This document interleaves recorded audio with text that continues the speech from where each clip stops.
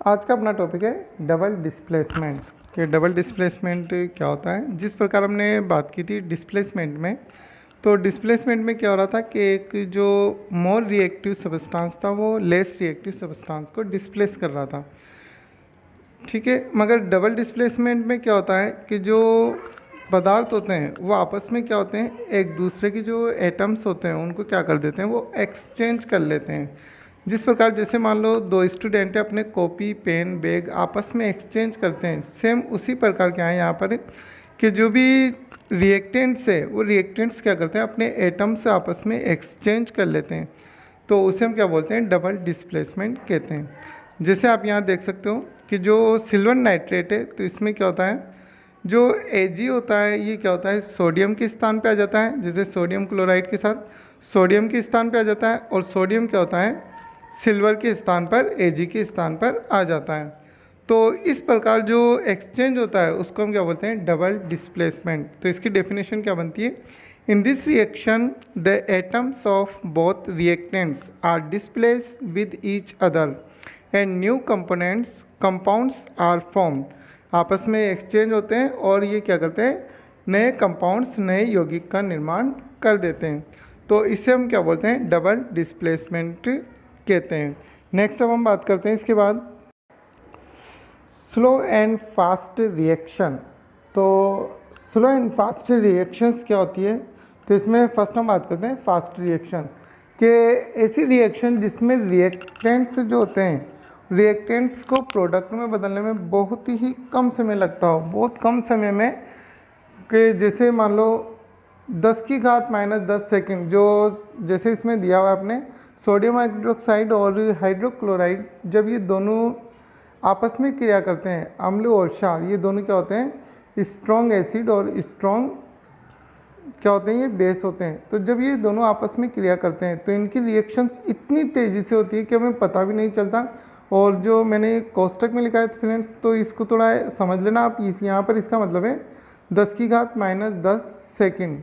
ठीक है फ्रेंड्स, तो वो लिखने में नहीं आ रहा था, इस वजह मैंने इस तरीके से शो कर दिया। एक्चुअल में ये इस तरीके से है, ठीक है, तो आप इसको समझ जाना। तो फास्ट रिएक्शंस क्या होती है कि जिसको कंप्लीट होने में बहुत कम समय लगता हो, उसको हम क्या बोलते हैं, फास्ट रिएक्शंस। और इसका उदाहरण क्या है, अपने जो न्यूट्रलाइजेशन जो रिएक्शंस होती है वो इसका बेस्ट एग्जाम्पल है कि क्या होता है, जो एसिड और बेस ये दोनों जब आपस में रिएक्शंस करते हैं तो क्या बनाते हैं, ये साल्ट और वाटर बनाते हैं, जिसको कंप्लीट होने में बहुत कम समय लगता है। नेक्स्ट है सेकंड अपने स्लो रिएक्शंस। स्लो रिएक्शंस क्या होती है कि देयर आर मेनी रिएक्शन, इसमें क्या होता है कि reactions which are complete in hours day और ईयर, मतलब ऐसी रिएक्शंस जिसको कंप्लीट होने में दिन महीने या साल लग जाते हो, उसको हम क्या बोलते हैं, स्लो रिएक्शंस। और इसका एग्जाम्पल जरूर पूछा जाता है फ्रेंड्स, तो इसके एग्जाम्पल को जरूर याद रखना। तो इसका एक बेस्ट एग्जाम्पल है रस्टिंग ऑफ आयरन, लोहे पर जंग लगना, जो कि एक क्या होती है, स्लो रिएक्शंस होती है। तो यहाँ पे आप देख सकते हो, जैसे लोहे पे जंग लगने के लिए नॉर्मली हम इसमें क्या होता है, जैसे आयरन को हम फेरस के नाम से लिखते हैं, तो फेरस, और जब जंग लगता है, जो रस्टिंग ऑफ आयरन की कंडीशन होती है, तो उसके लिए मोस्ट इम्पोर्टेंट है एक तो ऑक्सीजन और एक जल। जब तक कोई आयरन किसी नमी के संपर्क में या ऑक्सीजन के संपर्क में नहीं आएगा, जब तक उसमें जंग नहीं लगेगा। तो आप इस चीज़ को समझना कि आयरन तो और इसके साथ ऑक्सीजन क्रिया करता है, और साथ में क्या होता है, जल, और ये सब मिलकर क्या बनाते हैं, फिर ये एक रस्ट का निर्माण, जिसे Fe2O3.H2O, तो ये किसका फॉर्मूला है, रस्ट का। तो आपको ये समीकरण अच्छे से समझ लेना। नेक्स्ट हम बात करते हैं अब हाफ लाइफ पीरियड। ठीक है, इसको हिंदी के हिसाब से बात करें तो इसको अर्धायु काल भी बोलते हैं। इसका मतलब ये है फ्रेंड्स कि किसी भी रिएक्टेंट को कन्वर्ट होने में, आधा कन्वर्ट होने में जितना समय लगता है उसको हम क्या बोलते हैं, half life period. It is the time to convert the half amount of reactant into product, कि किसी भी रिएक्टेंट को प्रोडक्ट की हाफ अमाउंट कन्वर्ट होने में जितना समय लगता है उसको हम क्या बोलते हैं, हाफ लाइफ पीरियड के नाम से जानते हैं। नेक्स्ट हम बात करते हैं अब ऑक्सीडेशन और रिडक्शन के बारे में। तो ऑक्सीडेशन और रिडक्शन में फ्रेंड्स इसमें डिफरेंट भी पूछा जाता है कि ऑक्सीडेशन और रिडक्शन में डिफरेंट बताइए। मैंने यहाँ पे इनको अलग अलग लिखा है, आप इनको डिफरेंट के अकॉर्डिंग भी लिख सकते हो। यदि आप नोट्स लिख रहे हो तो एक साइड ऑक्सीडेशन लिख देना और एक साइड इसमें आप रिडक्शन लिख सकते हो। तो ऑक्सीडेशन होता क्या है कि जिसमें एडिशन और गेन ऑफ ऑक्सीजन, कि जिसमें ऑक्सीजन या तो ऐड हो रहा हो या उसमें क्या हो रहा है, ऑक्सीजन बढ़ रहा हो, मतलब उसके साथ जुड़ रहा हो, तो उस कंडीशन को हम क्या कहेंगे, एडिशन और गेन ऑफ ऑक्सीजन, मतलब ऑक्सीडेशन। जैसे कि आप यहाँ देख सकते हो Mg+O2, यहाँ पर ऑक्सीजन क्या हो गया, इस मैग्नीशियम के साथ ऐड हो गया तो क्या बन गया 2MgO। तो यहाँ पर ऑक्सीजन का ऐड होना, तो इस कंडीशन को हम क्या कहेंगे, ऑक्सीडेशन। देन सेकेंड हम बात करते हैं, इसमें लिखा हुआ है एडिशन और गेन ऑफ इलेक्ट्रोनेगेटिव एलिमेंट्स, मतलब ऋणात्मक तत्व या नेगेटिव एलिमेंट्स। तो नेगेटिव एलिमेंट्स जिनके पास भी जो भी मतलब अपना जो लास्ट में आपने देखा होगा, हमने अष्टक कंप्लीट करते हैं, मतलब इसके लास्ट जो सेल होते हैं, एटम्स की जो सेल होती है, उनके सबसे कॉलम में क्या होती है, उनको 8 इलेक्ट्रॉन की आवश्यकता होती है। तो जिनके पास इसकी कमी होती है, जैसे 7th होते हैं, तो उनको क्या करना पड़ता है कि अपने पास वाले एटम्स से इलेक्ट्रॉन लेना पड़ता है, ऐड करना पड़ता है, तो वो क्या हो जाते हैं, नेगेटिव एलिमेंट्स। तो यहाँ पे जो क्लोरीन है ये क्या है, एक नेगेटिव एलिमेंट्स है। तो यहाँ पर जैसे क्या होता है Mg+Cl2 इजकल टू MgCl2। तो मैग्नीशियम के साथ क्लोरीन का जुड़ना, तो ये कंडीशन भी क्या कहलाएगी, अपने ऑक्सीडेशन के जो नेगेटिव एलिमेंट्स होते हैं इनका ऐड होना ही क्या कहलाता है, ऑक्सीडेशन कहलाता है। नेक्स्ट इसके बाद रिमूवल और लॉस ऑफ हाइड्रोजन। यदि किसी रिएक्टेंट्स में क्या होता है, उसके साथ हाइड्रोजन क्या हो रहा है, उसमें से रिमूव हो रहा है, ठीक है, ये हाइड्रोजन की कमी हो रही है, तो उस कंडीशन को भी हम क्या कहेंगे, ऑक्सीडेशन। जैसे कि आप यहाँ देख सकते हो कि यहाँ पर क्या हो रहा है, CH3CH2OH में से क्या हो रहा है, हाइड्रोजन बाहर हो गया, तो इस कंडीशन को हम क्या कहेंगे, ऑक्सीडेशन। नेक्स्ट है रिमूवल और लॉस ऑफ इलेक्ट्रोपॉजिटिव एलिमेंट्स।